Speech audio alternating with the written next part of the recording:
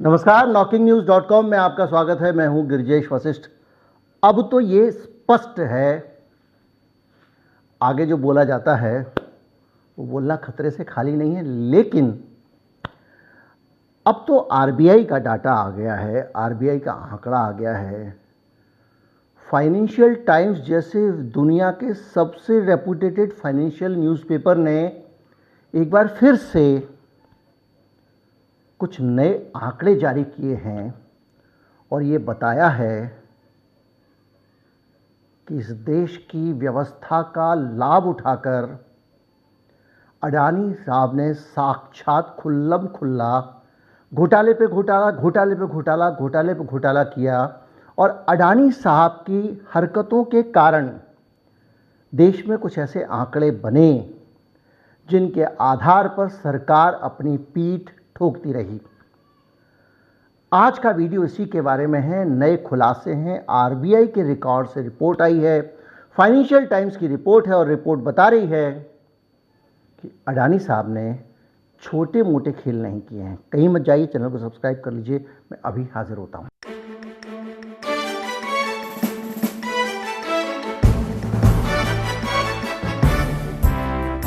खबर बताती है कि किस तरह से अडानी साहब ने लगातार और बड़ी तादाद में मॉरिशस से और दूसरी जगहों से पैसा भारत में भेजा। ये हम सब जानते हैं कि मॉरिशस के ज़रिए और दूसरी जगहों के ज़रिए अडानी साहब पैसा भेजते रहे, लेकिन ये कितना पैसा था और वाकई किस कंपनी से था, और भारत में जो टोटल एफडीआई आता है उसमें इस पैसे का कितना हिस्सा था, अडानी ग्रुप के पूरे योगदान में इस पैसे का कितना योगदान था, ये इस रिपोर्ट में सामने आता है। फाइनेंशियल टाइम्स की रिपोर्ट कहती है कि पिछले साल अडानी ने भारत में जो कुल एफडीआई आती है, विदेशी प्रत्यक्ष निवेश, फॉरेन डायरेक्ट इन्वेस्टमेंट, उसमें 6% अकेला अडानी साहब के कंपनी में आया था।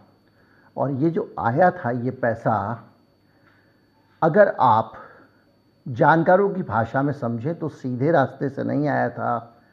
ये गुल गपाड़े का पैसा था, ये घोटाले का पैसा था, ये करप्शन का पैसा था। और हो सकता है कुछ दुनिया भर के चोर लोग जो सरकारों में बैठे हुए हैं, सत्ताधारी लोग हैं, उनका चोरी का पैसा, भ्रष्टाचार का पैसा, करप्शन का पैसा इसमें रहा हो। क्योंकि ये जो पैसा 6% आया है, ये पैसा किसका है ये पता नहीं चल पा रहा है, लेकिन अडानी साहब का पैसा है और अडानी साहब की कंपनियों से ही आ रहा था, ये पक्का हो गया है फाइनेंशियल टाइम्स की इस रिपोर्ट में। 2.5 अरब डॉलर कुल रकम एक साल के अंदर उन लोगों ने भारत भेजी है। और वो जिन कंपनियों से आई है वो कंपनियां तो आबू धाबी में या फिर मॉरिशस में हैं। 2 बिलियन आबू धाबी की कंपनी से आए हैं और इसमें इंटरनेशनल होल्डिंग कंपनी नाम की एक कंपनी है, उससे पैसा आया है।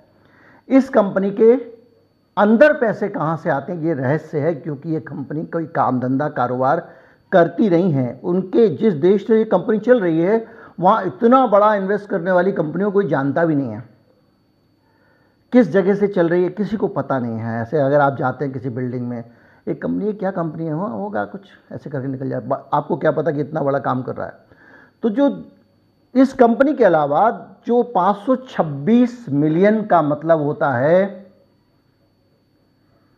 52.6 करोड़ डॉलर, 2 कंपनियों से आए हैं मॉरिशस की।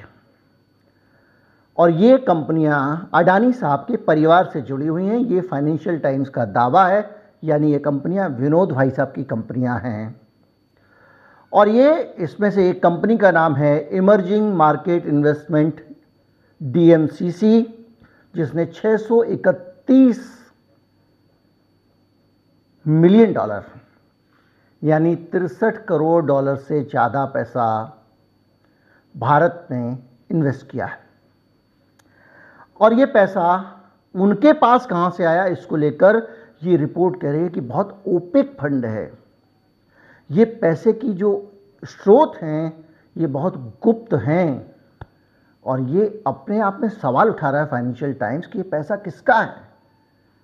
क्या ये पैसा भारत से ही गलत तरीक़ों से भेजा गया? क्या चोरी का पैसा है? किसी चौकीदार के ने ये पैसा चुराया है? किसी चौकीदार ने, भाई जितने लोग सरकारों में बैठे होते हैं वो सब चौकीदारी ही तो हैं, उनका काम तो वो जो अधिकारी हैं या जो भी लोग हैं उन चौकीदारों का चोरी का, करप्शन का पैसा है जो वहाँ पर गया है और अडानी साहब की कंपनियों में लगाया गया है गलत तरीके से जाकर, या किसी और देश के चौकीदारों का पैसा है जो अडानी के किसी नज़दीक चौकीदार के जरिए इन कंपनियों में इन्वेस्ट कराया गया हो, किसी को नहीं पता। लेकिन जो खबर आ रही है वो कह रही है कि अडानी साहब की कंपनी ने 2017 से 2018 के बीच में $631 मिलियन का पैसा लगाया है, और एक gardenia trade and investment company है उसने $752 मिलियन का पैसा इन्वेस्ट किया है। 2021 से 2022 के बीच में गार्डेनिया ट्रेड एंड इन्वेस्टमेंट ने बाकायदा, इसके जो मैनेजर थे वो सुबीर मित्रा थे, सीनियर मार्केट्स मैनेजर, और सुबीर मित्रा साहब का जो संबंध है विनोद भाई साहब से और गौतम अडानी जी से, वो संबंध हम पहले आपको वीडियो में बता चुके हैं। वो अडानी साहब के बहुत नज़दीकी हैं। और ये कंपनियां, फाइनेंशियल टाइम्स भी कह रहा है कि मॉरिशस में इनको बहुत लोग जानते नहीं हैं, और ये अडानी फैमिली से जुड़ी हुई कंपनियां हैं, और ये बड़ा मुश्किल है। This makes it hard to understand where the money is coming from and why. अब ये जो चौकीदारों का पैसा है ये तो मैं अनुमान लगा के बता रहा हूं, लेकिन ये अनुमान लगाना बहुत मुश्किल है कि ये कहां से पैसा आया है और क्यों आया है। ये फाइनेंशियल टाइम्स जैसा बड़ा संस्थान पूछ रहा है। फाइनेंशियल टाइम्स ने जो आंकड़े पेश किए हैं ये रिजर्व बैंक ऑफ इंडिया के आंकड़े हैं जहां से उसने लेने का दावा किया है। और अडानी साहब के बिजनेस में सैकड़ों कंपनियां हैं, फाइनेंशियल टाइम्स लिखता है, हजारों डील उनके बीच में आपस में होती रहती हैं, खुद ही कंपनियां एक दूसरे से डील करती रहती हैं, और बाहर के लोगों और कंपनियों के लिए ये जानना असंभव है कि उसके अंदर क्या चल रहा है। भारत के लोग अच्छी तरह से ये शब्द जानते हैं जो शायद फाइनेंशियल टाइम्स नहीं जानता है कि अडानी साहब का जो माया जाल है इसको कोई भेद नहीं सकता है। अब और इस पूरे स्टेज पे आने के बाद, ये चीज़ें स्पष्ट होने के बाद, ये बड़ा सवाल उठ गया है कि बुरी तरह से कर्जे में दबी हुई एक अडानी साहब की जो कंपनियां हैं, उन कंपनियों के पास में उनका जो कुछ भी है वो भी उनका अपना है, अपना ही पैसा अपनी ही कंपनियों में। हिंडनबर्ग ने आरोप लगाया था इनकी जो वहाँ वाली विनोद भाई साहब वाली कंपनियां हैं, वो कंपनियां वहाँ से पैसे भेजती हैं, वो पैसा वहाँ से आता है और उससे यहाँ शेयर खरीदे जाते हैं, शेयर का दाम ऊंचा किया जाता है। जब 10 का शेयर 200 का हो जाता है, 500 का हो जाता है, तो उस शेयर को बैंक में गिरवी रख के लोन ले लिया जाता है, उससे पैसा उगाया जाता है, और जो साख बनती है कंपनी उसके बेसिस पे बॉन्ड बेच के पैसा इकट्ठा किया जाता है। यानी हवा में पैसा पैदा कर रहे थे अडानी साहब। व्यापार में कमाया गया मुनाफा नहीं था इनके नंबर 2 अमीर बनने का कारण। अब ये बताइए कि जो जांचें हो रही हैं, सब कुछ हो रहा है, इन जांचों के बीच में क्या ये प्रथम दृष्टया स्पष्ट कारण नहीं है कि अडानी साहब को इस जांच के बीच में कहीं एक जगह कोने में बिठा के उनसे साफ साफ पूछताछ करनी चाहिए? जैसे कि वो नेशनल हेराल्ड अखबार के मामले में कांग्रेस पार्टी की एक ही कंपनी से कांग्रेस पार्टी की दूसरी कंपनी ने उसको खरीद लिया था या टेक ओवर कर लिया था, क्योंकि जो दूसरी कंपनी थी वो नेशनल हेराल्ड अखबार चलाने की हैसियत रखती थी, पहली कंपनी के पास पैसे नहीं बचे थे, और उसमें नॉन प्रॉफिट जो डायरेक्टर थे जिनको 1 रुपया भी मुनाफा नहीं मिलना था, उन राहुल गांधी से कई कई दिन तक घंटों बिठा के पूछताछ की गई थी। तो अब ये जो माया जाल है कौन खोलेगा? इसको खोलने के लिए अडानी साहब को कहीं बिठाना पड़ेगा, एक तरफ कोई बिठाए। अब इससे पहले कि तोता पिंजरे से उड़ जाए, चिड़िया उड़ जाए, वो मेहुल चौकसी साहब, उनका तो रेड कॉर्नर भी हट गया है, यानी अब उनको उनकी तलाश भी नहीं करेगी एयरपोर्ट पे पुलिस, कहीं पे किसी देश से किसी देश जाएं। तो वैसी नौबत आए उससे पहले कम से कम इन सारे जो सवाल उठ रहे हैं उनका समाधान कर लेना चाहिए। ये इतना बड़ा मामला है कि अगर ईमानदारी से इसको कोई ऊपर से भगवान आके अगर जांच कर ले, उम्मीद नहीं लगती कि कोई भी ऐसी स्थिति बनेगी जिसमें ऐसा मालदार आदमी जो है और इतना माया जाल वाला आदमी है उसको कोई पकड़ पाए, क्योंकि सिस्टम में सारे के सारे कहीं ना कहीं अचर फचर लचर फचर करके ही ऊपर पहुंचे हुए हैं।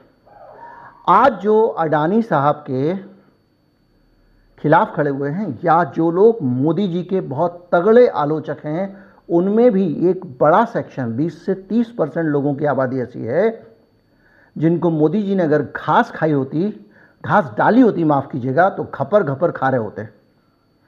जो मोदी जी से पहले बहुत ज़्यादा भारतीय जनता पार्टी के सगे थे, जब घास नहीं डली तो उनके पास कोई ऑप्शन नहीं था कि आलोचक हो जाते। ऐसे लोग भी इस देश में, जो हमारे जैसे लोग हैं, हम आपसे कहते हैं कुछ फंड दे दीजिए, कुछ दान दे दीजिए। मैं ही कल से किसी इंटरनेशनल संस्था से या किसी देशी संस्था से या अडानी साहब के या किसी और कंपनी के जो कॉरपोरेट CSR है, कॉरपोरेट सोशल रिस्पॉन्सिबिलिटी है, उसके तहत फंड ले लूँ, चंदा ले लूँ, मेरी बोलती बंद हो जाएगी। क्योंकि जब आप किसी से किसी संस्था को चलाने के लिए फंड लेते हैं तो फिर आप फंड छिन ना जाए, चला ना जाए, इससे डरने लगते हैं। बहुत कम लोग ऐसे होते होंगे जो लंबे समय तक स्पॉन्सरशिप करें और स्पॉन्सर को छोड़ दें, भाई कि हमको ऐसा लग रहा है कि हम तुम्हारी स्पॉन्सरशिप के कारण अपनी आवाज़ ना खो दें और हम तुम पे डिपेंडेंट ना हो जाए, इसलिए चले जाऊं।